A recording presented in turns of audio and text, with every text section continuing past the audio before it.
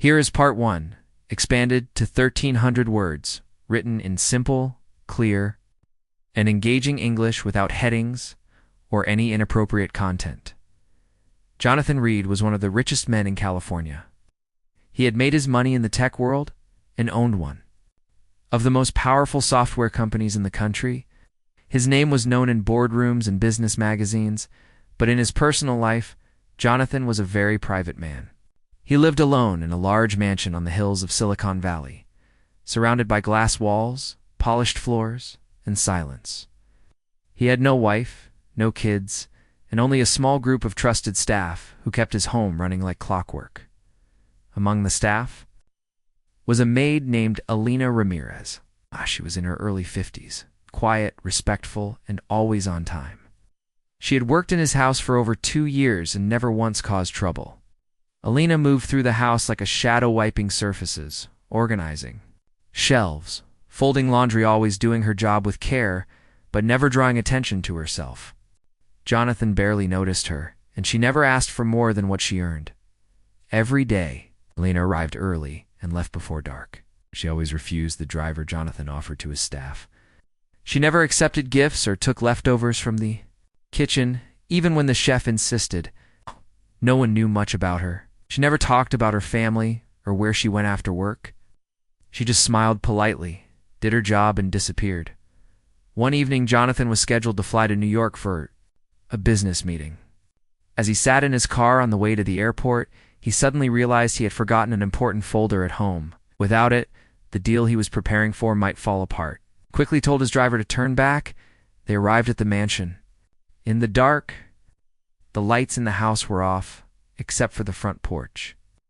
Jonathan went inside, grabbed the folder from his study, and returned to the car. As they drove off again, something caught his eye from the window. In a corner of the alley not far from his house, behind a row of dumpsters, a woman was curled up on a piece of cardboard. She wore a dark sweater and had a blanket pulled tightly. Over her shoulders, her shoes were placed neatly next to her. Da-da-da. Jonathan looked closer. The woman's face was turned away, but her posture looked familiar. "Wait," he said to his driver. "Stop here." The car slowed. Jonathan leaned forward.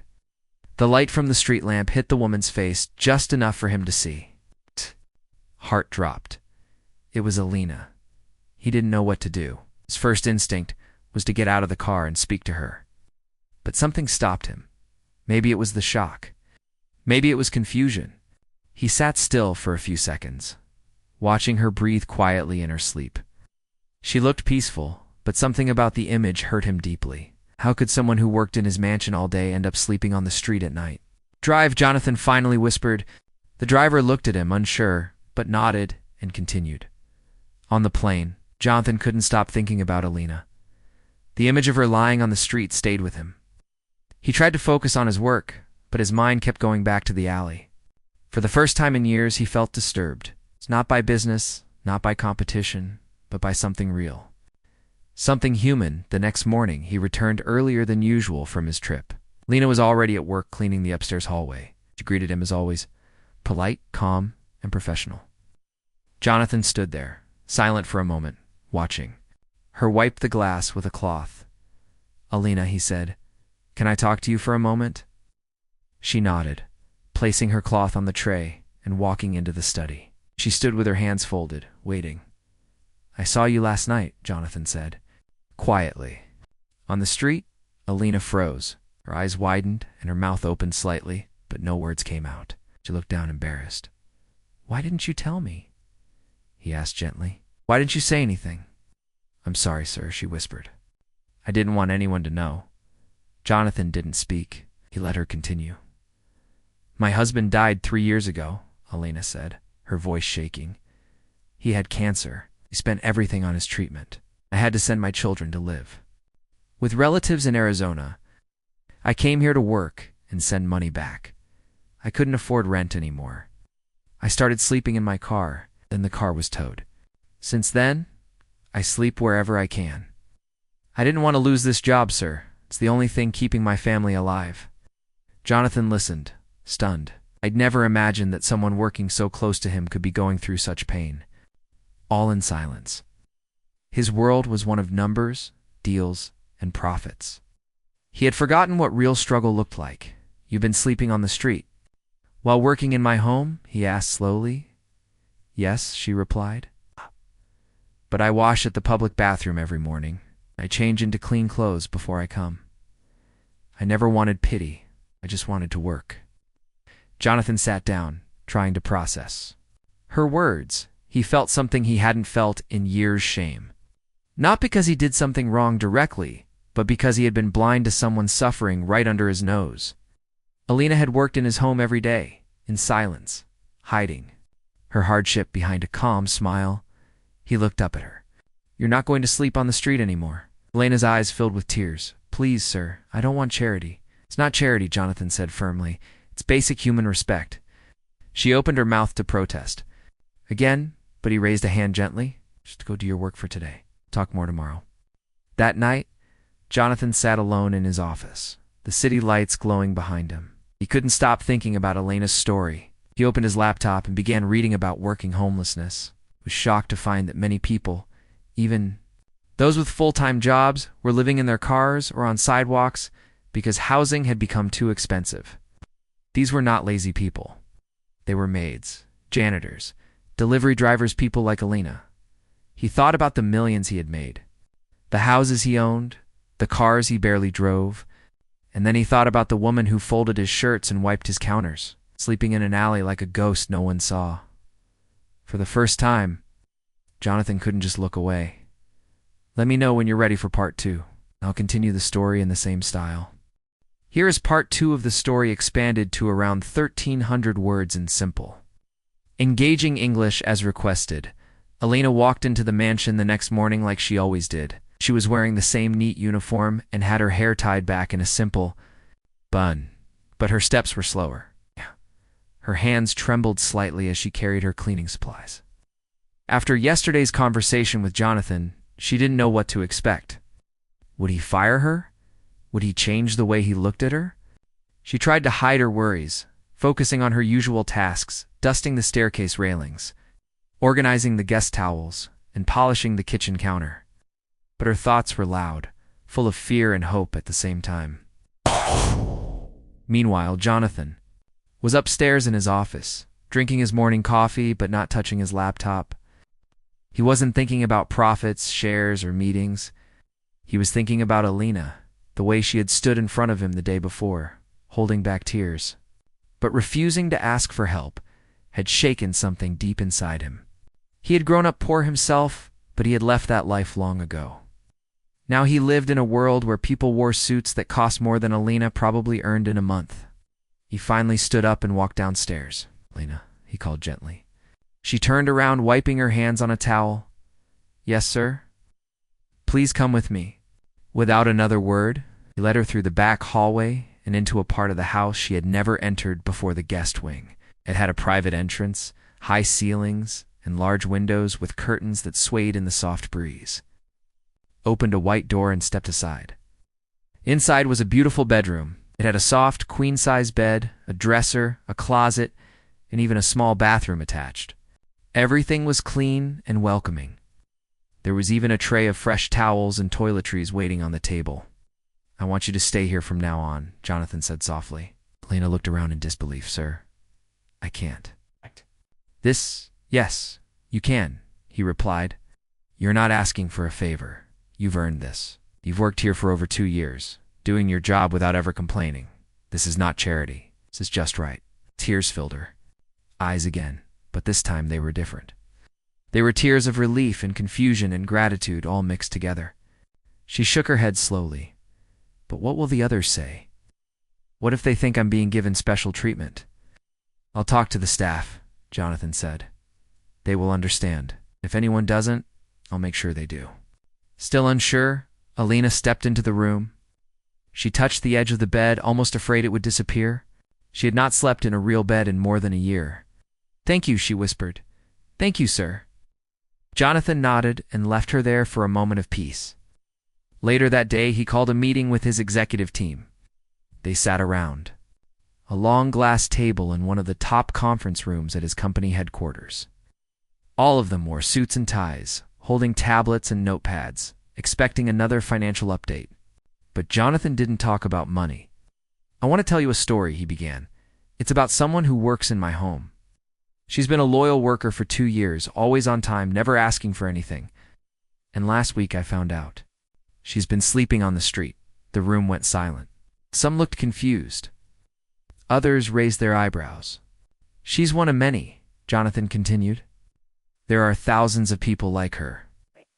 They work full-time jobs, serve coffee, clean homes, deliver packages.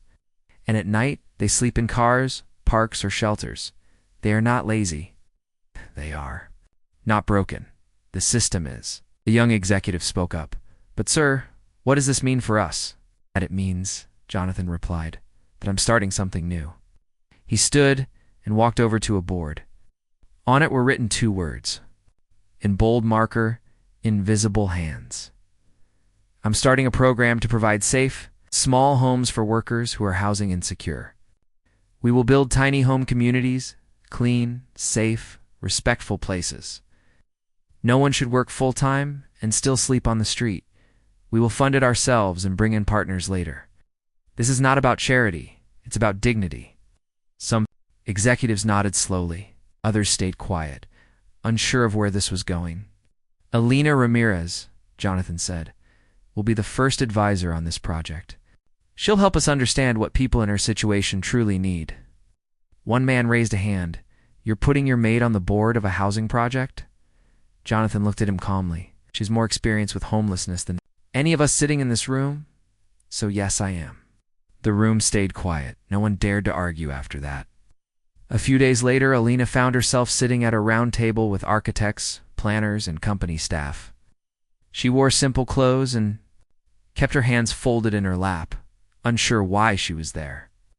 But Jonathan encouraged her to speak, and when she did, people listened. She talked about the fear of sleeping on the street, the humiliation of using public restrooms to wash, the pain of hiding it from coworkers. She talked about what safety meant, and how people needed more than shelter, they needed respect. The days passed, the project moved forward. News of the story leaked to a journalist who had been following Jonathan's company for years. The headline read, "Billionaire builds homes after finding Maid sleeping on street." The article spread like wildfire.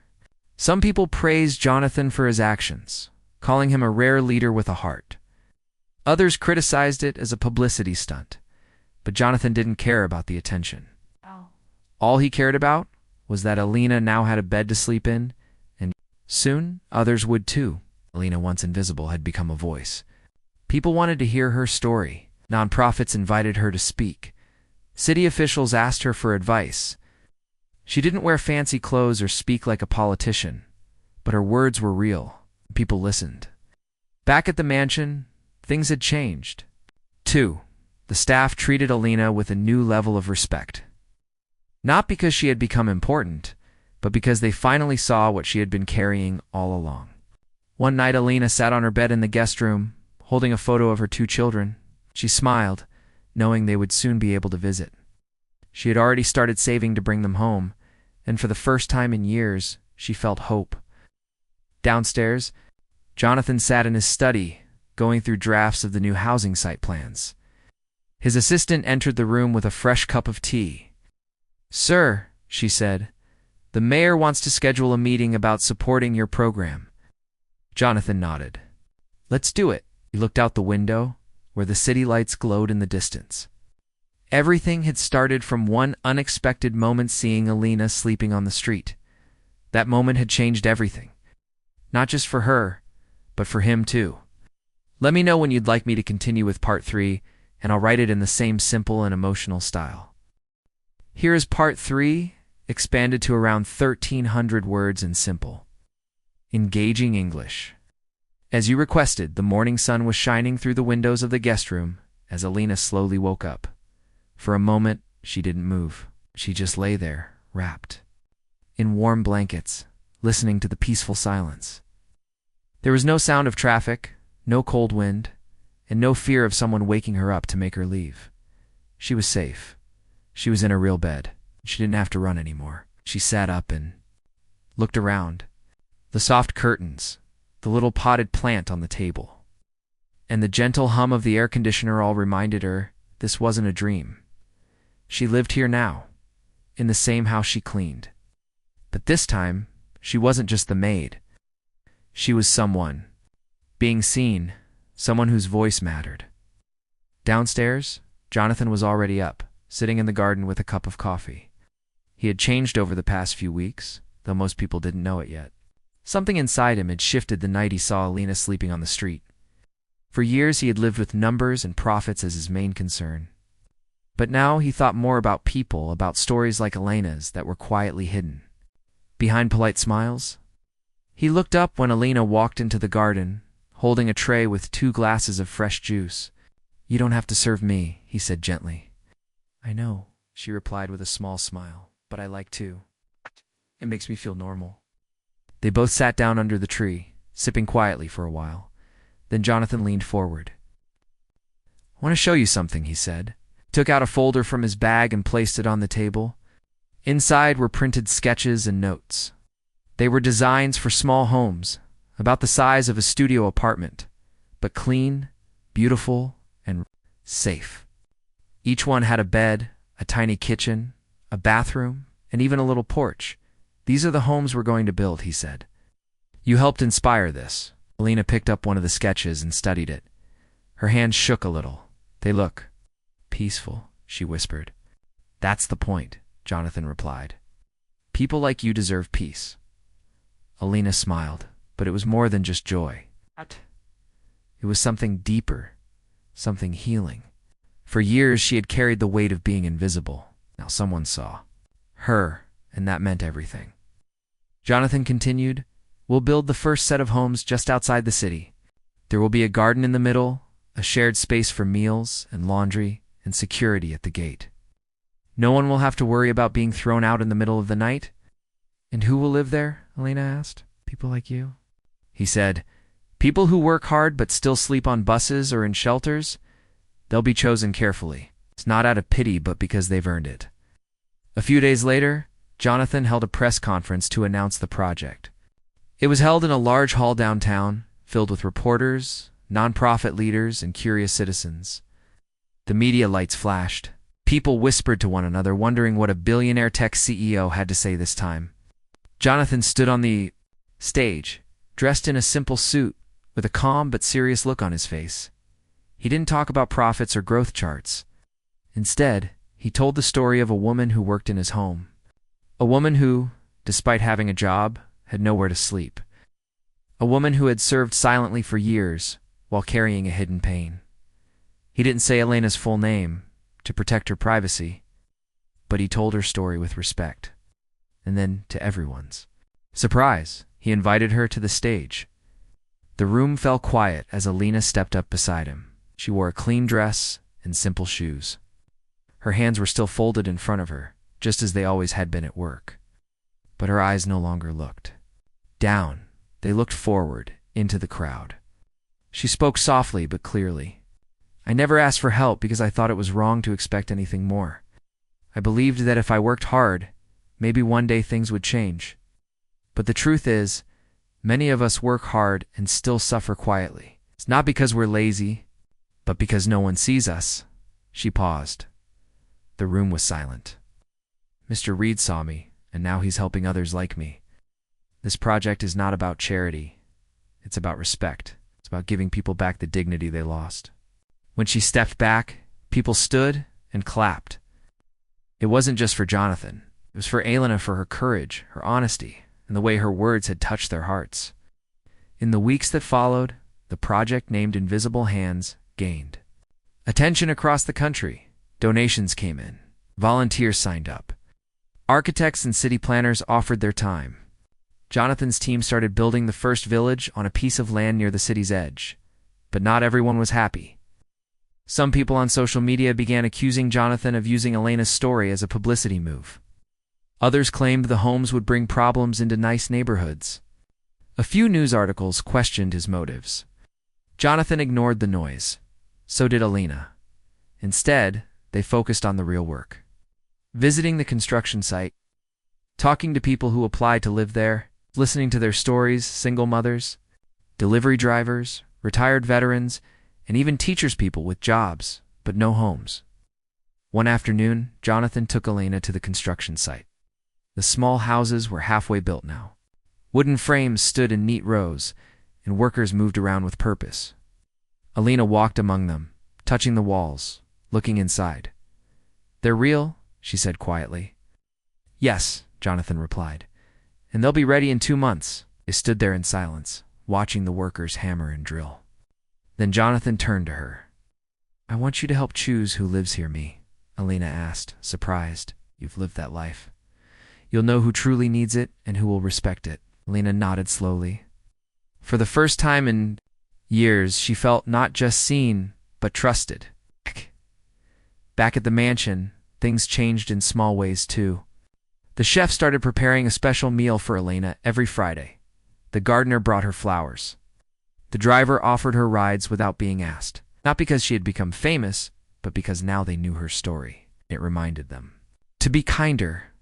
Jonathan's heart also changed. He began spending more time talking to his staff, learning about their lives. He even started attending community meetings and quietly funded scholarships for workers' children. One night, Elena sat at her desk in the guest room, writing a letter to her daughter. She described the new house project, the people she was helping, and the strange but wonderful path that had brought her here. She wrote about the man who used to walk past her like she was invisible and who now sat beside her at meetings, asking her opinion. She ended the letter with a simple line, "Sometimes the smallest kindness can change everything." In another part of the city, a billboard lit up with a new message, "Invisible hands, dignity for every worker." Let me know when you're ready for part 4, and I'll continue with the same emotional and simple storytelling style. Here's part 4 of the story expanded to around 1,300 words.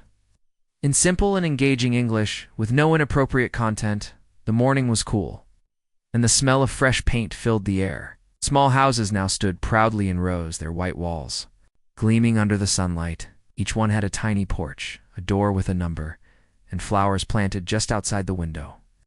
It had taken weeks of hard work, careful planning, and quiet determination. But the first Invisible Hands village was finally ready. Elena stood at the entrance with Jonathan, holding a list in her hand, her eyes filled with emotion as she looked around at the finished homes. Just months ago, she had been sleeping behind dumpsters, trying to stay warm through the night. She was helping others find shelter, peace, and dignity. People began to arrive one by one. These were not people with signs or begging cups. These were workers' grocery clerks, restaurant servers, elderly caregivers, and single parents. Had jobs, yet they had struggled with housing. Now, they were invited to live here with no rent for the first year. As long as they contributed to the community by helping others or working in the shared garden, kitchen, or laundry area. Elena greeted each person personally. She had helped. Interviewed them weeks before. She remembered their stories: Maria, the school janitor who slept in her car; Henry, the grandfather who worked as a part-time security guard but had no home; and Lisa, the young woman with a baby who worked 2 jobs just to buy diapers. Jonathan watched as Elena handed out the keys. She spoke to each new resident with warmth and kindness, making sure they felt welcome. These weren't just buildings. They were a fresh start for people who had been forgotten for too long.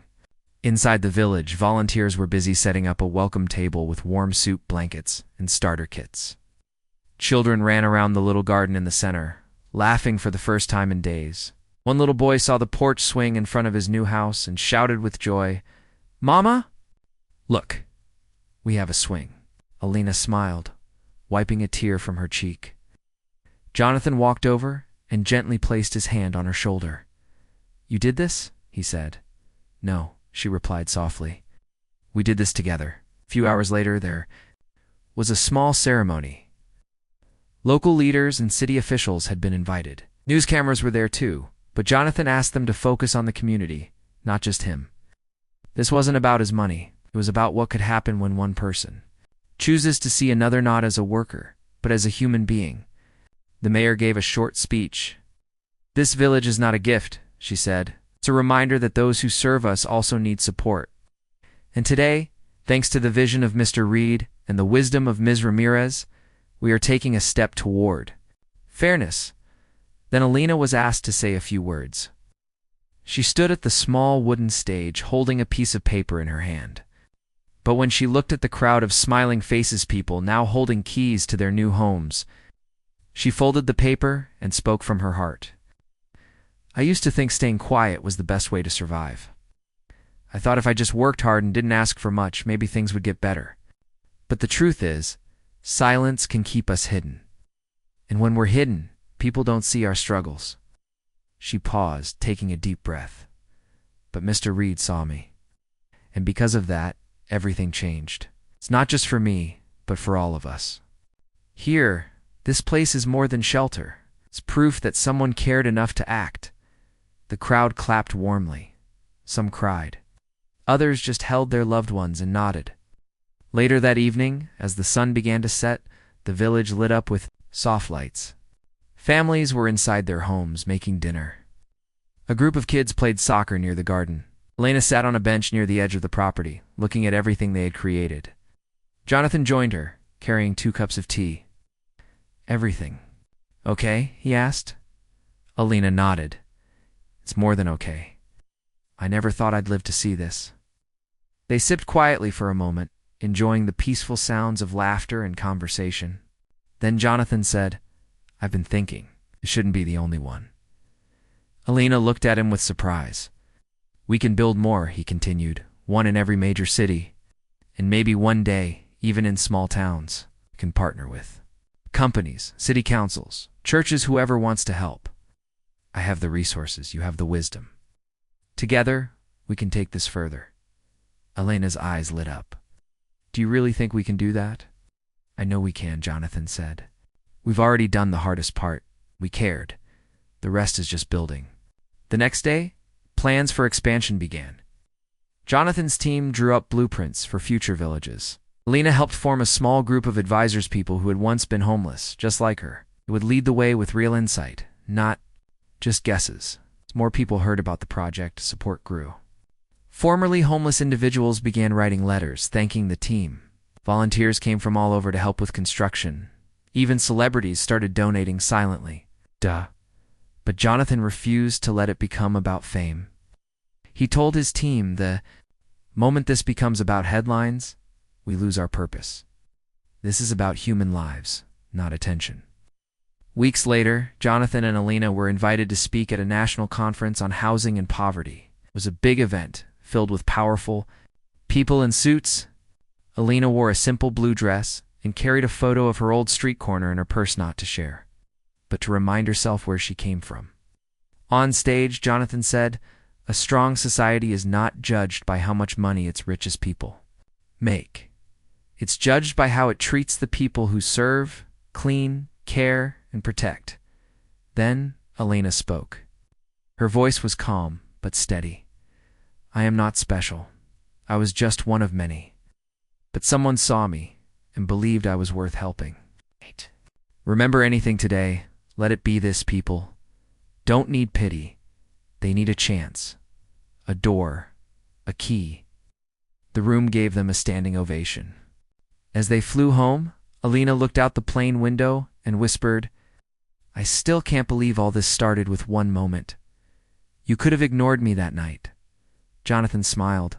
I almost did. She looked at him curiously. Something told me not to, he said, and I'm glad I listened. Their journey wasn't over. In fact, it was just beginning. They had lit a small flame, and now they would carry it across cities, hoping it would grow into a fire that warmed thousands more. Let me know when you're ready for part 5, and I'll finish the story with the same emotion and simple language. Here is part 5, expanded to around 1,300 words in simple, engaging English. With no inappropriate content, 1 year had passed since the day Alina received the key to her own room in Jonathan's mansion. That small act of kindness had started a chain of events that changed many lives. First, Invisible Hands Village had now become home to dozens of families who once lived in cars, shelters, or on the streets. Children who once feared bedtime now slept safely. And hard-working adults finally had a door to close, a kitchen to cook in, a space to call their own. Alina was no longer just a housemaid. She had become a voice, a leader, and a bridge between people with power and people in pain. But despite her new role, she still chose to live in the guest house at Jonathan's mansion. She said it reminded her of where everything started. She still helped around the house when she could. Not because she had to, but because she wanted to stay connected to the woman she had always been: humble, honest, and hardworking. Jonathan, too, had changed. He had started the year focused on business deals and technology, but now he spent most of his time working on the Invisible Hands Foundation. He had hired a team that included former social workers, builders, and even people who had once been homeless. Alina helped lead the hiring process, and her advice was always heard first. Together, they opened 2 more villages, one in Los Angeles and another in Austin, which was filled with small homes, peaceful gardens, and community spaces where people could share meals, laughter, and hope. People began calling them villages of second chances. One morning, as Alina sat in the garden reading letters from new residents, Jonathan approached with something in his hand. It was an invitation beautifully printed with gold edges. "Alina," he said with a small smile, "you're being honored." She looked at the invitation. It was from a national human rights group, inviting her to New York City for a special award ceremony. She had been selected as one of 5 people across the country recognized for acts of courage and compassion. Alina's eyes widened. "Me? But I didn't do anything special." "You changed lives," Jonathan replied. "Did you help me become a better man?" A few weeks later, they flew to New York. Alina wore a simple cream-colored dress and a silver necklace Jonathan had given her as a thank you gift. When she walked onto the stage, the audience stood and clapped.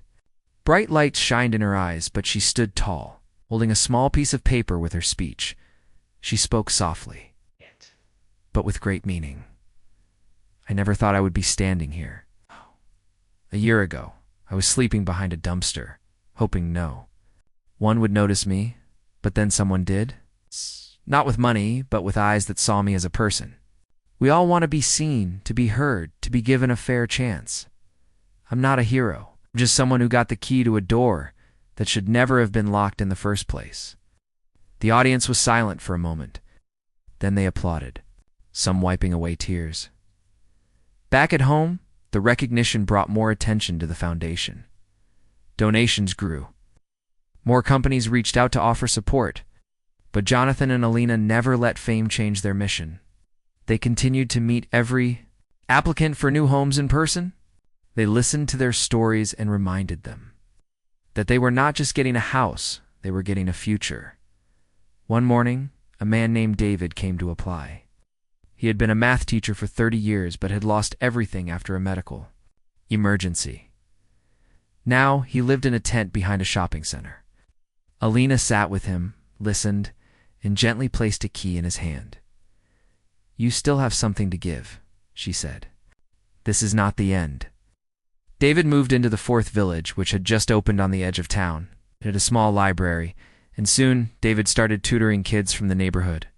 The homes did not just offer shelter, they gave people a reason to live again as time passed. Alina found herself being invited to speak at schools, churches, and even government meetings. She never used fancy words or tried to impress anyone. She simply told the truth.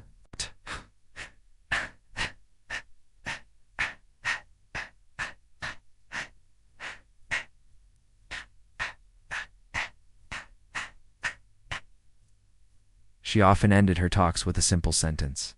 "You don't need to be rich to make a difference. You just need to care."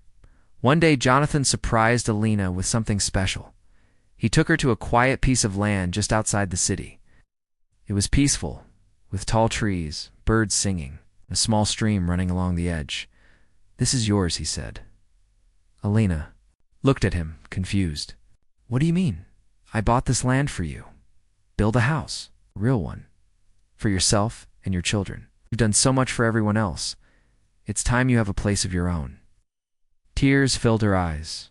"Jonathan, I don't know what to say. Say you'll accept it," he said. "You deserve this." With his help, Alina's new home was built within a few months. It was small, but full of light and warmth. Her daughter and son, now grown and doing well, came to visit. They sat at the table, eating together as a family for the first time in years. Laughter filled the air. It was the kind of moment Alina had dreamed of while sleeping cold and alone. On the street, on the wall near her kitchen, she hung a framed a picture of her first night in the guest house at Jonathan's mansion. She kept it there to remind herself of how far she had come. Meanwhile, Jonathan continued his mission quietly. He turned down big interviews and awards. When asked why, he simply said, "I'm not the story. Elena is. And all the people she's helped, I just opened the door." Years later, at a local university graduation, Alina was invited to speak. She stood on the stage in front of hundreds of students and said, "Don't just chase success. Chase meaning, because meaning will carry you when everything else falls apart." That day, a young woman in the crowd wrote Elena's words in her notebook. Years later, that young woman would go on to start her own program to help homeless youth. Elena's message had reached farther than she would ever know. As the sun set behind Elena's little home, she stood on her porch looking at the quiet land around her. The wind gently moved the trees. Somewhere nearby, a child was laughing. A mother was cooking, and a man was reading a book in the community garden. All of this had started with one small moment. One billionaire, one maid, and one act of seeing what others ignored. And in that moment, Alina knew with all her heart sometimes, the smallest kindness can open the biggest doors. If you need an image description, YouTube title, or want to turn this into a voiceover script, just let me know.